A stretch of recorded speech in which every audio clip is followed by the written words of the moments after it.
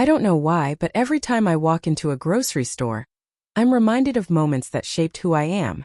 Maybe it's because I grew up watching my mother compare prices silently, pretending it wasn't a big deal, while her eyes told another story. That memory hit me again the day this happened. The day a stranger paid my grocery bill and changed everything. I didn't walk into that store expecting anything different. I just needed bread, some fruit, and a few essentials. But I carried something no shopping cart could hold. A feeling that life had been draining me little by little. Like a quiet leak I didn't notice until everything felt empty. I remember thinking I looked normal from the outside. People passed me by, barely noticing I existed, and I pretended not to care. But deep inside I felt like someone watching their own life from the outside, too tired to step back in. I grabbed what I needed, repeating in my mind that everything was fine, that I just needed to push through. Still, my chest ached with a heaviness that didn't belong to the day. It came from months of setbacks, unanswered messages, financial struggles, and that strange loneliness you feel even surrounded by people. As I approached the checkout, I felt that familiar tightening in my stomach. You know that moment when you hope the total won't be as bad as you expect, even though you already did the math in your head? I placed the items gently on the conveyor belt, as if being soft with them would somehow make the price drop. The cashier greeted me with one of those smiles that feel automatic, like something they practiced. I nodded, trying not to seem tense. But as the beep of each item echoed, I could feel the rhythm of my heartbeat getting louder, like it was synced to the sounds of the scanner. When the total appeared, I froze for a second. It wasn't that it was outrageously high, it was just high enough for me to wish it were lower. High enough for me to feel that pinch of embarrassment, that small shame you try to swallow quietly. I opened my wallet, pretending I wasn't mentally negotiating which bill could wait a few more days. And right then, before I could say anything, before I could even pretend everything was fine, a voice behind me said, calm and surprisingly certain, "I've got it." At first I thought he was talking to someone else. I didn't even turn around immediately. The cashier looked past me, her eyebrows lifting slightly. Only then I turned slow, like someone waking from a dream. He stood there, this stranger, holding a gentle smile that didn't look forced. He wasn't particularly tall or imposing.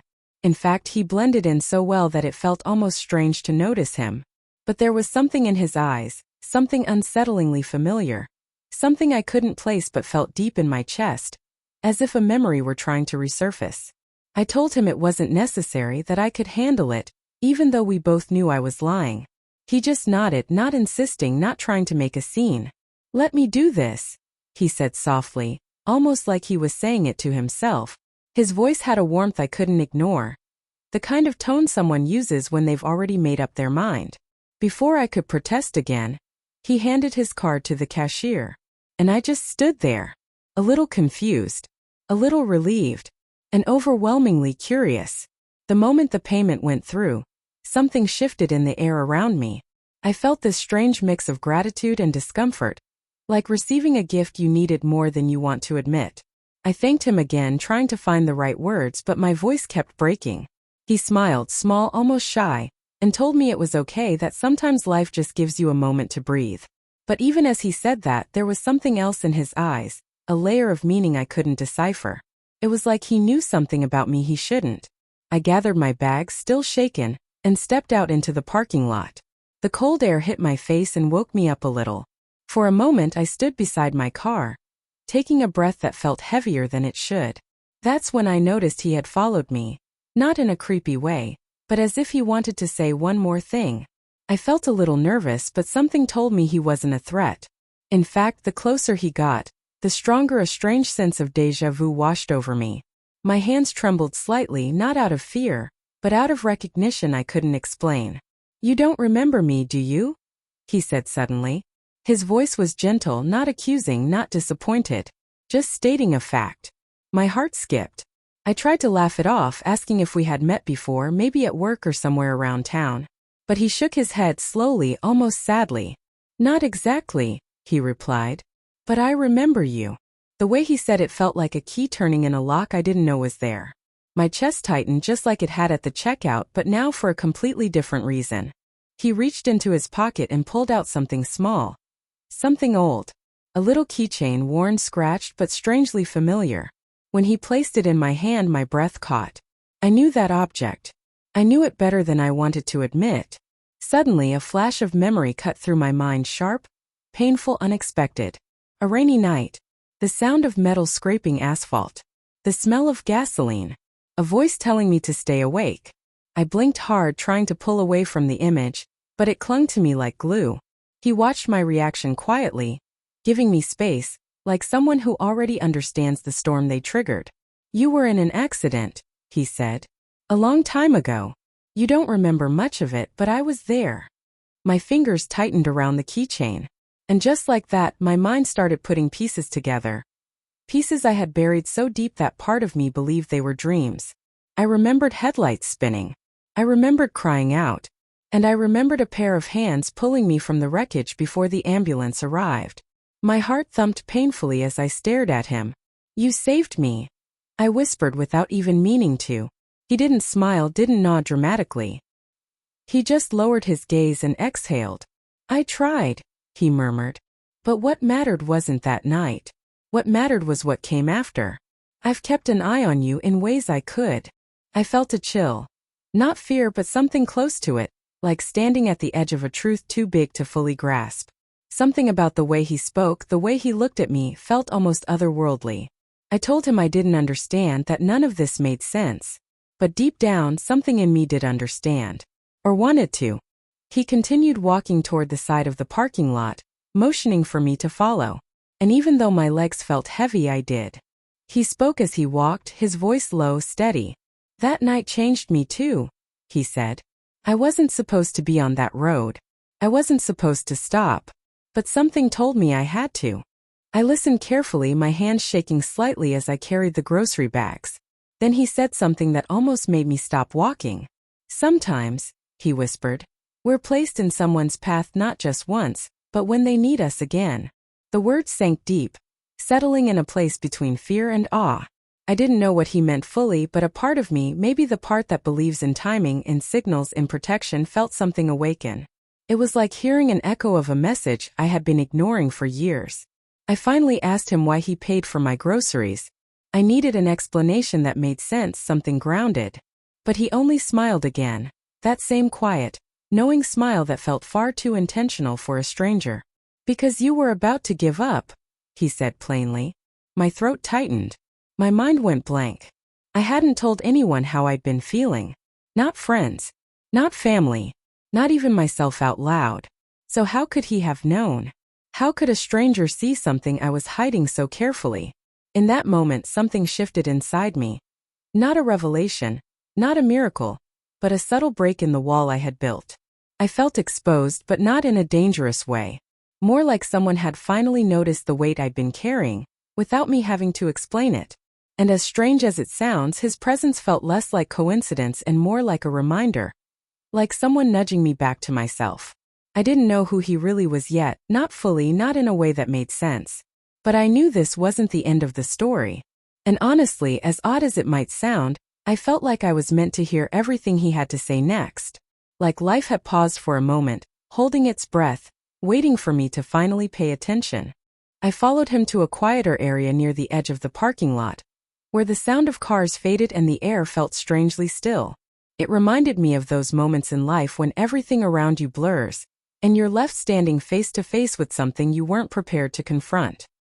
He stopped near a dim streetlight, and I could see the tension in his shoulders, the weight of something unsaid pressing down on him. Part of me wanted to run back to my car, pretend none of this was happening, pretend the groceries, the memory, the accident, none of it meant anything. But another part of me, the quieter part, the one I usually ignored, whispered that whatever he was about to say would change everything. He looked at me as if measuring whether I was ready to hear the truth. Then he spoke slowly, choosing each word like it mattered. Do you remember the boy who was in the other car that night? He asked. My stomach clenched instantly. I hadn't thought of that boy in years. It was easier not to. Easier to pretend the memory was only mine, that I was the only one affected. He survived, the man continued. But not without scars, inside and out. His life changed completely. I swallowed hard, unable to form words. I didn't know why he was telling me this or where he was going with it, but something inside me braced for impact. The man pulled a deep breath, as if steadying himself before stepping into something painful. "That boy," he said softly, "was my little brother." My heart stopped. I looked at him again, trying to see the younger version of him, trying to connect the dots. A wave of warmth and dread washed over me all at once. Suddenly everything felt different, the familiarity, the keychain, the strange sense of recognition. My throat tightened as if my body already understood what my mind couldn't fully process. I whispered, barely audible, "I'm so sorry." But he shook his head before the words had even left my mouth. "You don't need to apologize," he said calmly. "It wasn't your fault. It wasn't his either. It was life. Unpredictable, messy, cruel sometimes." His eyes glistened slightly, though he kept his composure. "I was there that night too. I was the one who pulled you out before the car caught fire." The image flashed again in my mind. Hands gripping my shoulders, the sound of someone telling me to stay awake, the taste of blood and rain mixing in the air. I never forgot the sensation of being lifted, but I never knew who had done it. And now here he was, standing in front of me, older, calmer, carrying years of unspoken history between us. "I visited you at the hospital," he continued, "but you were unconscious. Then when you woke up, I didn't want to overwhelm you. You were already dealing with enough." I tried to imagine that, me lying in a hospital bed, unaware that the person who saved my life was just down the hall. "My brother kept that keychain with him for years," he added, nodding at the object still in my hand. "He said it reminded him that even in pain, people still help each other. That strangers care." My vision blurred for a moment as a wave of emotion crashed over me. I didn't know what to say. How do you respond to something like that? He looked down, playing with the edge of his sleeve. "He passed away 5 years ago," he said suddenly, and the words hit me like a punch. All the air left my lungs.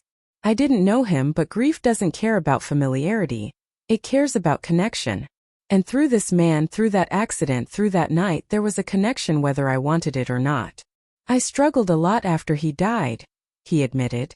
"Blamed myself. Blamed life. I lost my direction for a long time." Hearing his voice tremble slightly made everything inside me soften. This wasn't just about a grocery bill. This was about a lifetime of loss and healing bleeding into one moment. He looked up with eyes tired but determined. But then something shifted. I started noticing moments, signs, reminders. He paused, searching my face. "I don't know what you believe in, but I believe my brother nudges me sometimes, pushes me toward people when I'm supposed to help. That day in the store, when I saw you standing there so close to breaking, I felt that nudge again." His words sank into me like warm water filling cracks in cold stone. It wasn't just generosity. It wasn't pity. It was a connection woven through time, grief, memory, and something bigger than both of us. I took a step closer, not because I wanted to, but because something inside me needed to. "That accident," I said slowly, "it changed me too. I never knew how to make sense of it. I tried to forget it. Maybe I was scared to look at it straight." He nodded, understanding without me having to explain. "Trauma does that," he said. "It buries itself until something forces it out." I glanced down at the keychain, turning it in my fingers, realizing it had witnessed more than either of us could ever understand. It was a symbol of impact, literal and emotional. He leaned against the railing behind him, gaze drifting upward as if trying to recall something distant. "My brother always said people cross paths for reasons we don't understand until much later," he murmured. "He believed everyone we meet becomes part of our story, even in small ways. And sometimes they come back." The wind picked up slightly, brushing against my face, and for a moment the parking lot felt strangely sacred, as if the world had paused out of respect for the weight of what was happening. I told him I wished I had known his brother, that I wished I could have thanked him. He smiled softly, shaking his head. "You did," he said. "Not with words, but with the way you lived. Even the struggling, even the surviving. For him, saving you meant something. It meant he had done one good thing in a moment filled with fear." Those words cracked something inside me. I never knew I carried guilt from that night until relief loosened its grip on my chest. I hadn't just survived. I mattered to someone I never met. Someone who had carried meaning from my existence long after the crash. Then the man's expression shifted, gentle but serious. But I didn't come talk to you because of the past, he said. I came because of the present. He looked at me as if reading every emotion I tried to hide. You're at a breaking point. I recognized it. I've been there. And maybe my brother nudged me again. Maybe he wanted me to remind you that you're still here for a reason. His words hit deeper than anything else he had said. Because he wasn't wrong. I had been near a breaking point. I just didn't think anyone could see it. The silence between us wasn't empty. It was full of things I never said out loud, full of truths I refused to face. And somehow this stranger, this man tied to one of the darkest nights of my life, was giving me clarity I didn't know I needed. You don't owe me anything, he said firmly. Not gratitude, not apologies. Just promise me you won't disappear into yourself. Promise you'll keep going, even when it hurts. I nodded slowly, feeling a lump in my throat. It wasn't just a promise to him, it was a promise to myself. We stood there for a long moment. Two people connected by tragedy, healing, and something invisible but profoundly real. The streetlight flickered above us, and I thought about how strange life can be. How it breaks us and mends us using the most unexpected hands. Thank you, I murmured, the words trembling but sincere. He nodded once, accepting them without letting them weigh too much. Then he stepped back from the railing, the night air settling gently around him. Take care, he said softly, and pay attention to the signs. Sometimes they're not accidents. I watched him walk away, his silhouette dissolving into the dim light of the parking lot. He didn't look back and I didn't call out to him. Something told me this moment was complete, exactly as it was meant to be. I exhaled deeply, feeling both drained and strangely renewed. When I finally opened my car door, I paused for a second, holding the grocery bags a little tighter. For the first time in a long while I felt seen not just by him but by life itself. And as I sat inside the car, the keychain resting in my palm, I realized I had been given something rare. A reminder that healing comes in unexpected forms. As I drove away, the city lights blurred in a way that felt almost symbolic, like past and present merging into something new. I found myself thinking about my own path, about how many times I had ignored small nudges, moments that might have been trying to guide me. Maybe life had been whispering all along, and I was only now learning how to listen. Maybe this encounter wasn't just closure. Maybe it was a beginning disguised as an ending. And as strange as it sounds, I felt like I wasn't driving alone. And honestly, sharing this, saying it out loud, even now, it hits me in a way I can't quite explain. Because sometimes the universe sends people not to change your life completely, but to wake you up just enough so you can change it yourself.